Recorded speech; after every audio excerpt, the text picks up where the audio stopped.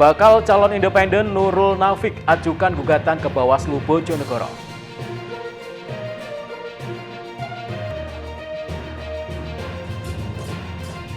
Jelang Idul Adha, Pandai Besi di Tuban kebanjiran pesanan pisau kurban.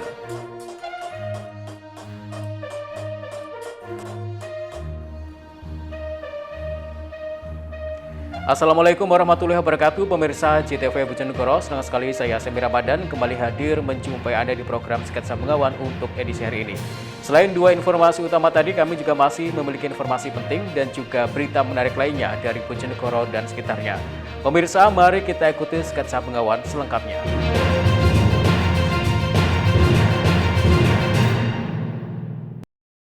Pemirsa, kita awali informasi yang pertama. Tim bakal pasangan calon independen Bupati dan Wakil Bupati Bojonegoro dalam Pilkada 2024, Nurul Azizah dan Nafik Sahal, pada Senin malam mengajukan gugatan ke Bawaslu Kabupaten Bojonegoro. Melalui kuasa hukumnya dan membawa sebanyak 8 kotak box berisikan berkas dukungan fisik, Bapaslon independen tersebut mengajukan beberapa tuntutan kepada Bawaslu Bojonegoro. Tim bakal pasangan calon independen Bupati dan Wakil Bupati Bojonegoro, Nurul Azizah dan Nafik Sahal, mendatangi kantor Bawaslu Kabupaten setempat pada Senin malam. Sembari membawa sebanyak 8 kotak box berisikan berkas dukungan fisik, kedatangan mereka disambut oleh Ketua Bawaslu Bojonegoro, Handoko Sosro Hadiwijoyo, beserta anggota. Kedatangan tim bakal calon independen ini untuk menyampaikan permohonan sengketa pemilu atau gugatan ke Bawaslu setempat. Pasalnya, KPU Bojonegoro mengembalikan berkas dokumen syarat dukungan yang mereka serahkan untuk mengikuti kompetisi Pilkada Bojonegoro tahun 2024. Sebelumnya, bakal pasangan calon Bupati dan Wakil Bupati Nurul dan Nafik menyerahkan berkas fisik dukungan sejumlah 75.777 KTP ke KPU Bojonegoro. Namun setelah dihitung melalui aplikasi Silon Kada, hanya 59.891 dukungan. Dengan demikian, maka masih ada kekurangan 7.309 dukungan untuk mencapai batas minimal 67.200 dukungan. Kuasa hukum Bapaslon independen Nurul Azizah dan Nafik Sahal, Sunaryo Abu Naim, mengatakan kedatangannya ke Bawaslu setempat untuk mencari keadilan. Pihaknya merasa keberatan dan dirugikan atas pengembalian berkas dukungan syarat dukungan oleh KPU Bojonegoro. Sunaryo Abu Naim menambahkan saat melakukan input data dukungan, pihaknya terkendala aplikasi Silon Kada yang lemot dan error. Kondisi ini membuat pihaknya tidak bisa melakukan input data dukungan secara maksimal, sehingga akhirnya dukungan yang terinput tidak memenuhi batas minimal. Pihaknya juga mengklaim bahwa bukti fisik syarat dukungan kliennya telah melebihi batas syarat ketentuan minimal yang ada di dalam aturan KPU. Pada hari ini, dengan adanya pengembalian berkas dari KPU yang dianggap ada kekurangan batas minimal, sehingga kami merasa keberatan dan merasa dirugikan, sehingga kami harus mencari keadilan. Apa yang menjadi keberatan itu apa? Yang menjadi keberatan, kalau batas minimal pencalonan Bapaslon calon Bupati Wakil Bupati, batas minimal itu kan 67.200 batas minimal. Nah, akan tetapi kami dari kuasa hukum setelah kami analisa semuanya, berkas dukungan fisik lebih dari apa yang telah ditentukan oleh aturan. Dalam permohonan kami, dalam petitum kami, bahwa pertama kami untuk membatalkan berita acara yang dikeluarkan oleh sekretariat KPU. Itu pertama. Yang kedua, untuk segera nanti dalam amar putusan bisa membuka kembali, memerintahkan KPU, Bawaslu dan KPU agar membuka kembali sistem silon yang telah ditentukan. Yang ketiga, Bawaslu agar memerintahkan kepada KPU untuk segera melaksanakan putusan ini. Dengan gugatan ini, pihaknya berharap Bawaslu Bojonegoro membatalkan berita acara tanda pengembalian dukungan yang dikeluarkan oleh KPU Bojonegoro, serta memerintahkan KPU untuk membuka kembali sistem Silon Kada untuk penginputan data dukungan. Edo Jadi Aldian, CTV Bojonegoro. Sementara itu, ratusan orang mengikuti pendaftaran Panwaslu Kelurahan Desa atau PKD untuk Pilkada Kabupaten Bojonegoro tahun 2024. Hingga Selasa pagi tercatat ada lebih dari ratusan orang yang mendaftar di kantor Bawaslu setempat, sementara sebagian lainnya mendaftar secara online. Bawaslu Kabupaten Bojonegoro membuka pendaftaran Panwaslu Kelurahan Desa atau PKD untuk pemilihan kepala daerah serentak tahun 2024. Sejak pendaftaran dibuka pada tanggal 18 Mei 2024 hingga Selasa pagi, kantor Bawaslu setempat selalu dipadati peserta yang menyerahkan berkas lamaran. Bahkan antrian panjang tak terhindarkan lantaran pendaftaran akan segera ditutup. Hingga Selasa pagi tercatat sedikitnya 421 peserta yang melakukan pendaftaran. Rinciannya sebanyak 366 peserta mendaftar secara langsung, serta 55 peserta mendaftar melalui online. Mereka terdiri dari 231 peserta laki-laki dan 190 peserta perempuan. Ketua Bawaslu Kabupaten Bojonegoro, Handoko Sosro Hadiwijoyo mengatakan, setelah peserta menyerahkan berkas pendaftaran, pihaknya selanjutnya akan melakukan verifikasi administrasi berkas. Diperkirakan, jumlah pendaftar akan membludak hingga Selasa sore, lantaran merupakan hari terakhir untuk pendaftaran. Saat ini untuk pendaftaran PKD sekitar berapa yang sudah masuk mungkin pendaftaran? Kurang lebih tadi yang masuk sama yang kemarin itu 350-an. Itu yang lewat offline, artinya datang ke kantor. Yang ke email nanti akan dicek kembali, karena antusias di pendaftar lewat email juga banyak. Untuk diperkirakan besok pendaftaran terakhir kemungkinan membludak atau tidak? Kalau saya optimis ini sangat antusias warga untuk mengikuti pendaftaran PKD. Jadi terpenuhi pasti nanti di seluruh desa. Nantinya para peserta yang telah dinyatakan lolos verifikasi administrasi akan melaksanakan tes CAT. Selanjutnya, peserta yang lolos akan mengikuti tes wawancara sebelum dilakukan pelantikan. Edo Jadi Aldian, CTV Bojonegoro. Pemirsa, Pertamina bersama Pemkab Bojonegoro melakukan sidak di salah satu agen LPG subsidi dan restoran yang masih menggunakan LPG 3 kg. Sidak dilakukan guna memastikan stok LPG aman untuk kebutuhan warga sehari-hari. Sekretaris Daerah atau Sekda Bojonegoro Nurul Azizah bersama Pertamina Patra Niaga melakukan pengecekan ke salah satu agen LPG di Bojonegoro, yakni PT Purnama Kero Utama di Jalan Ahmad Yani, Desa Kalianyar, Kecamatan Kapas, Kabupaten Bojonegoro pada Selasa. Sidak ini dilakukan untuk memastikan stok LPG di tingkatan agen dalam keadaan aman. Pasalnya, agen tersebut memasok tabung untuk beberapa pangkalan di sekitarnya sebelum dijual kepada warga. Hasilnya, pasokan LPG dipastikan normal dan tidak ada kendala penyaluran. Selanjutnya, sidak dilakukan ke salah satu restoran tak jauh dari lokasi pertama. Di tempat ini, Sekda mendapati restoran masih menggunakan tabung LPG 3 kg. Atas temuan ini, pihak Pemkab bersama Pertamina langsung memberikan edukasi bahwa resto skala besar sudah tidak boleh menggunakan LPG bersubsidi. LPG 3 kg hanya boleh digunakan oleh 4 konsumen, yakni nelayan, petani, UMKM, dan rumah tangga miskin. Sekda Bojonegoro Nurul Azizah mengatakan, sidaknya ini sebagai bagian dari edukasi. Secara berkala pihaknya akan melakukan sidak untuk memberikan rasa aman dan pemahaman kepada masyarakat siapa yang berhak menggunakan tabung LPG 3 kg. Adalah mengembalikan pada regulasi yang berlaku. Tadi kita dengarkan dari Pertamina yang menyampaikan ada konversi. Dan untuk konversi tersebut sebenarnya sudah disiapkan kuotanya. Kalau kita perbandingkan dengan tahun yang lalu, yang mana tahun lalu kuota untuk LPG 3 kilo adalah 40.340. Kemudian kuota di tahun 2024 ini adalah 40.873. Artinya ada kenaikan 530 metrik ton. Kemudian setelah dievaluasi saat ini di bulan April dan Mei, ternyata ada namanya permintaan dari masyarakat itu yang luar biasa, 3 kali lipat. Inilah yang mengakibatkan kenapa barang tidak ada. Maka hari ini sesuai dengan rapat adalah meminta tambahan kuota kepada Dirjen Migas, yaitu tambahan di kuota tahun 2024 agar dapatnya ditambah. Kemudian di tahun 2025 karena nanti namanya perencanaan sudah dimulai saat ini, maka kita juga akan mengajukan permintaan penambahan kuota sebanyak kurang lebih adalah 800 metrik ton.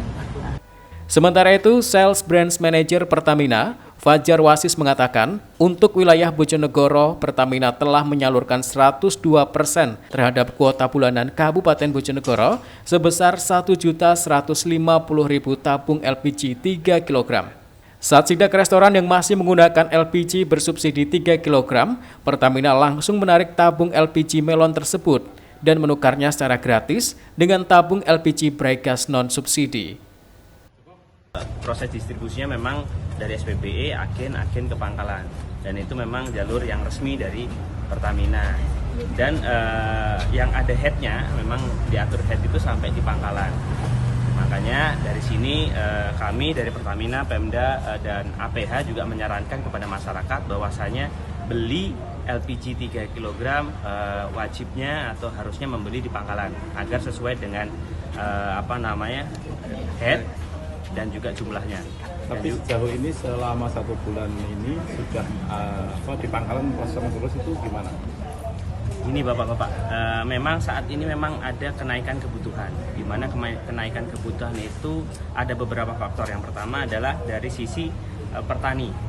Memang saat ini Bojonegoro ditunjuk dari SDM untuk melakukan konversi, yang sebelumnya dari solar dan bensin sekarang jadi LPG. Itu yang membuat salah satu kenaikan kebutuhan. Di lain sisi juga saat ini adanya musim hajatan, dari nikahan, sunatan, tahlilan untuk persiapan haji dan lain sebagainya, sehingga juga menambah kebutuhan LPG untuk keperluan memasak. Samsul Alim, CTV, Bojonegoro. Nyalip dari kiri, pemotor tewas terlindas dam truk di Pantura, Lamongan. Informasinya akan kami hadirkan sesaat lagi. Tetaplah di Sketsa Pengawan.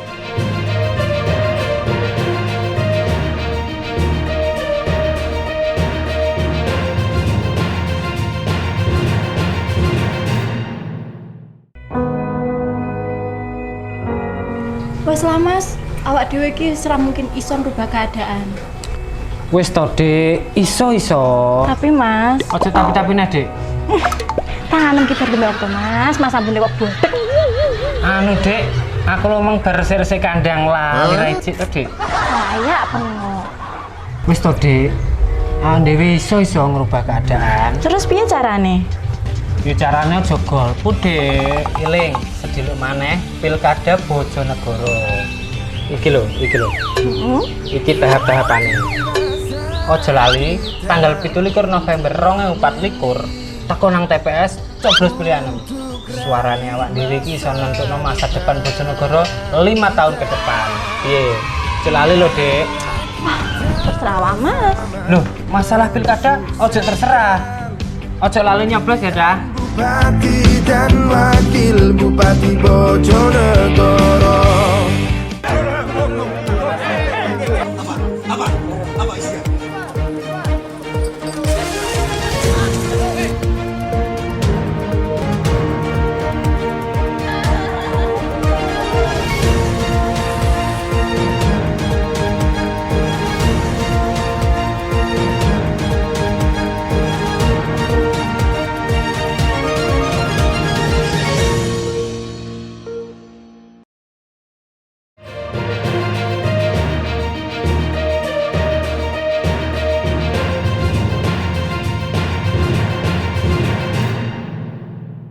Pemirsa, terima kasih Anda masih di Sketsa Bengawan. Seorang pengendara motor tewas terlindas dam truk di jalur Poros Pantura, Lamongan, Babat pada Senin petang. Diduga korban menyalip dam truk dari arah kiri sehingga terserempet dan terjatuh dari atas motor yang dikendarainya. Kecelakaan maut terjadi di jalur Poros Pantura, Lamongan, Babat, tepatnya di Jalan Jaksa Agung Suprapto, Kelurahan Sidokumpul, Kecamatan Lamongan Kota, Kabupaten Lamongan pada Senin petang. Seorang pengendara motor tewas di lokasi kejadian setelah terlindas dam truk.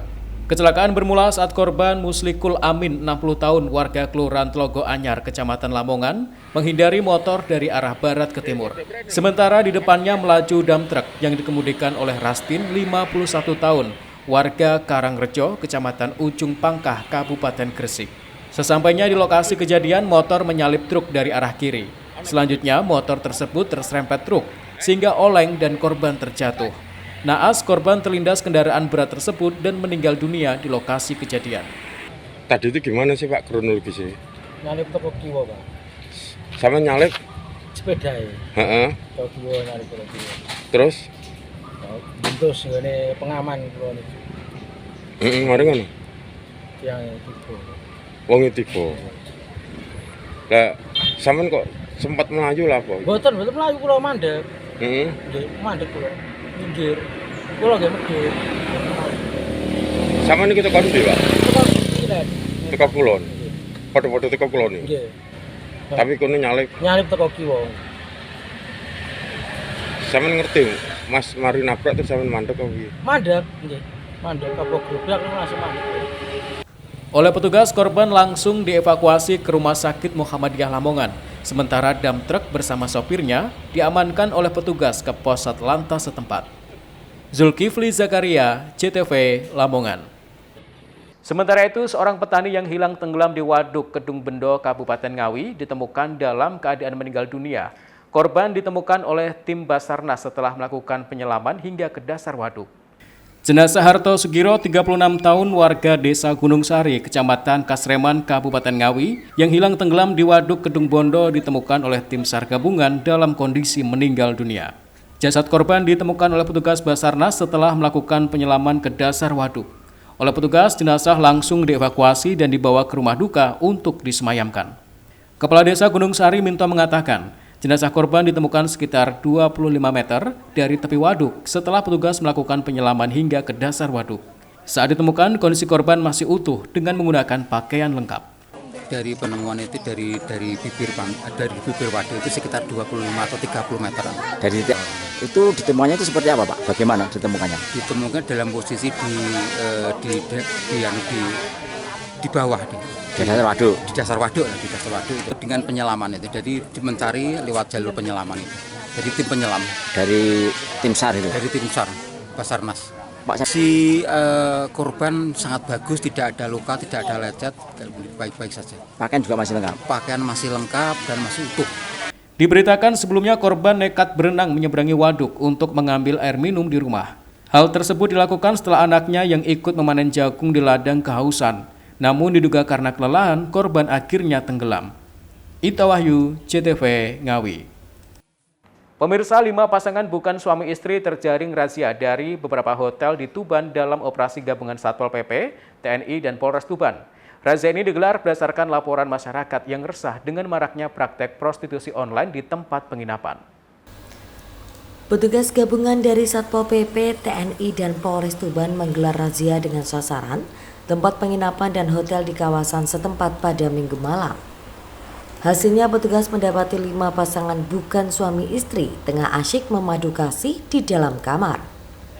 Operasi ini digelar sebagai bagian dari upaya penegakan peraturan daerah tentang ketertiban umum dengan menyasar beberapa penginapan yang diduga sering menjadi tempat kegiatan asusila serta prostitusi online. Satu persatu pengunjung diminta untuk menunjukkan identitas serta surat nikahnya. Jika terbukti tidak merupakan pasangan sah suami istri, petugas langsung melakukan pendataan dan membawa mereka ke mobil patroli. Kasat Samapta Polres Tuban, Nanang Fendi Dwi Susanto mengatakan, razia gabungan ini digelar berdasarkan laporan dari masyarakat yang resah dengan maraknya praktek asusila dan prostitusi online di sejumlah penginapan dan hotel. Hasilnya, 5 pasangan bukan suami istri didapati dari 2 hotel berbeda. Mereka selanjutnya digelandang ke kantor Satpol PP untuk dilakukan pendataan dan pembinaan. Hasil pemeriksaan awal, sejumlah pasangan mengaku memang belum resmi menikah dan beralasan hanya menginap semalam di hotel. Sementara sisanya diduga merupakan pelanggan dari prostitusi online yang dipesan melalui aplikasi. Pasangan tidak sah ditemukan di hotel. Itu ada berapa pasang, Nah? Tadi ada 5 pasang. 5 pasang ya? Di mana saja, Di mana saja? Ini ditemukan di Hotel 77 sama Hotel Dinasti. Yang di Hotel 77 berapa pasang? Yang di Hotel 77 4 pasang, yang 1 pasang di Hotel Dinasti. Untuk sasaran hotelnya ada berapa dan tadi yang dioperasi? Ini tadi ada 3 hotel yang kita samperin, yang ada hasil ada 2 hotel. Setelah ini kan? Setelah ini rencana yang terkait pasangan tadi yang tidak sah tadi kita lakukan tindakan hukum, kita sidangkan di piring rencananya.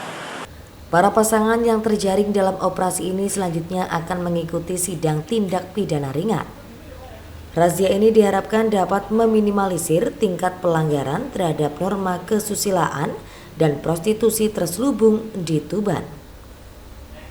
Pasca razia, petugas juga memberikan peringatan keras kepada pengelola hotel yang kedapatan menerima tamu tanpa melakukan pemeriksaan identitas dengan benar. Suki Muhammad, Husni Mubarak, JTV, Tuban. Jelang Idul Adha, Pandai Besi di Tuban kebanjiran pesanan pisau kurban. Informasinya akan kami hadirkan sesaat lagi. Tetaplah di Sketsa Bengawan.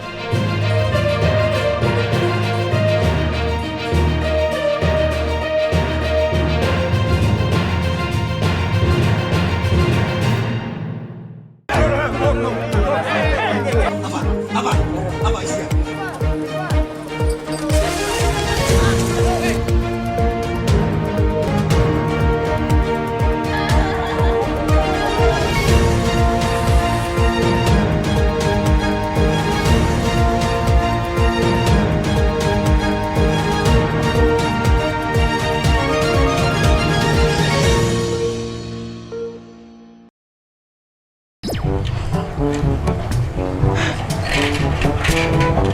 Lho. Bapak ki wis bolak-balik ngendari awakmu to. Aja cedak-cedak karo bocah cok iki. Dek iki ora padha karo awake dhewe, Nduk. Tapi Bapak, Opi wis kadung cinta kali Mas Arga. Cinta kok karo bocah sing gak jelas prejengane koyo ngene iki. Mas yo prejengane gak jelas kok ngene iki, tapi cah iki gemati lho Bapak kalih kula. Tanganem. Aja demak-demak. Nayang ku anakku. Repot nek musuh wong ora tau nom. Kenapa kowe gak iki? Tak kon milih jago calon jagoanku kowe gak gelem. Ona anu. Bapak, jenenge pilihan niku kan hak pribadi, mboten saged dipaksa. Leres niku, Pak. Apane sing leres?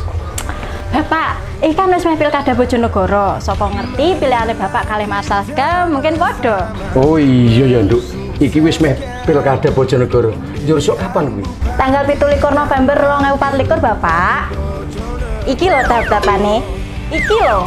Ojo lali tanggal 17 November 2024 teko ning TPS coblos pilihan 6 karena pilihan 6 menentukan masa depan Bojonegoro 5 tahun ke depan. Sik. Aku tahu krungu iki. Iki lah omonganku to. Ojo lali budal nyoblos ya, Cah. Ayo memilih untuk Bojonegoro.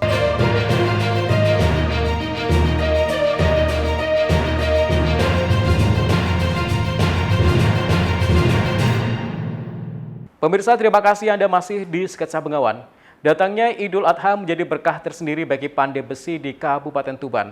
Banyaknya umat muslim menyembelih hewan kurban membuat pesanan pisau belerek dan pisau sembelih mengalami peningkatan. Berkah datangnya Idul Adha dirasakan oleh bengkel Pandai Besi milik Kadis di Jalan Raya Kerek Montong, tepatnya di Desa Margomulyo, Kecamatan Kerek, Kabupaten Tuban pada Selasa siang. Sejak sepekan terakhir, ia bersama 3 pekerjanya sibuk menyelesaikan pesanan yang terus berdatangan. Berbagai peralatan diproduksi sesuai pesanan mulai dari sabit, cangkul, bendau, pisau belerek, maupun pisau sembelih. Namun jelang perayaan Hari Raya Kurban seperti sekarang ini, pisau belerek dan pisau sembelih sangat mendominasi pesanan. Pandai Besi tradisional milik Kadis memiliki banyak penggemar. Pasalnya produk yang dibuat berbahan dasar per, sehingga mampu menghasilkan pisau berkualitas dan tak diragukan lagi ketajamannya. Selain itu, harganya yang murah membuat masyarakat lebih memilih pisau atau sabit buatan Pandai Besi daripada produksi pabrikan. Kadis mengatakan jelang Idul Adha sudah ada sedikitnya 35 pesanan pisau belerek maupun pisau sembelih. Pesanan tersebut datang dari lokal Tuban dan sejumlah pelanggan dari luar kota. Pria 51 tahun ini mengklaim pisau buatan pandai besi miliknya dijamin kuat dan tajam karena terbuat dari bahan berkualitas dan ditempa secara manual. Sementara itu untuk harganya dipatok cukup murah, antara Rp15.000 sampai Rp150.000 per biji, bergantung pada jenis dan ukuran. Menjelang Idul Adha ini pesanan pisau seperti apa, Pak? Alhamdulillah sudah mulai masuk, Mas. Ya. Hingga saat ini yang masuk sudah berapa pesanan? Ya kurang lebih ada, kalau nggak 35 sudah 40 biji sudah masuk. Itu dari daerah mana saja, Pak? Jawa Tengah ada, terus Tuban, banyak kan ya. Ini perorangan atau pesan untuk dijual lagi itu? Kelihatannya itu perorangan, Mas. Ya. Kalau untuk kisaran harganya dari berapa, Pak? Kalau harga itu variasi mulai dari 15 sampai sekarang 150. Itu tergantung apa, Pak? Tergantung barangnya ya. Jenisnya sama ya, tebalnya, Pak? Iya, kalau bentuk sama tapi jenisnya ada yang kecil, ada yang besar. Kalau dibandingkan tahun sebelumnya meningkat atau tidak? Alhamdulillah kelihatannya meningkat, Mas. Meningkat? Ya, ada peningkatan. Pak, yang banyak dipesan itu jenis apa saja?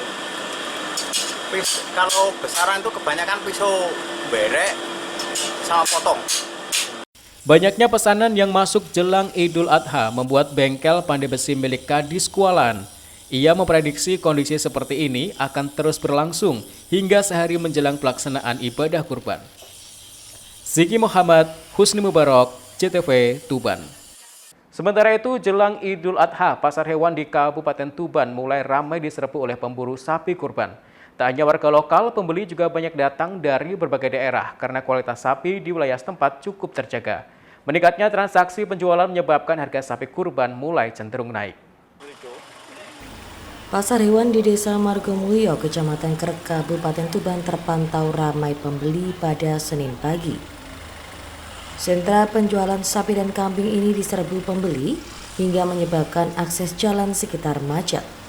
Sempitnya fasilitas parkir membuat kendaraan pengangkut sapi harus antri untuk bergantian masuk. Sudah menjadi kebiasaan jelang Idul Adha, pasar hewan ini selalu diserbu pemburu sapi kurban. Tak hanya warga lokal, pembeli juga banyak datang dari berbagai daerah di Jawa Timur, Jawa Tengah hingga Jawa Barat. Mereka rela datang jauh-jauh demi mendapat sapi kurban berkualitas dengan harga terjangkau.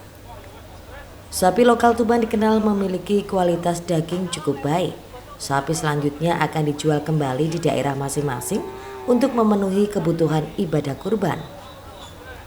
Perburuan dilakukan jauh-jauh hari untuk mendapat harga yang lebih murah, sehingga penjualan sapi nantinya mendapat untung.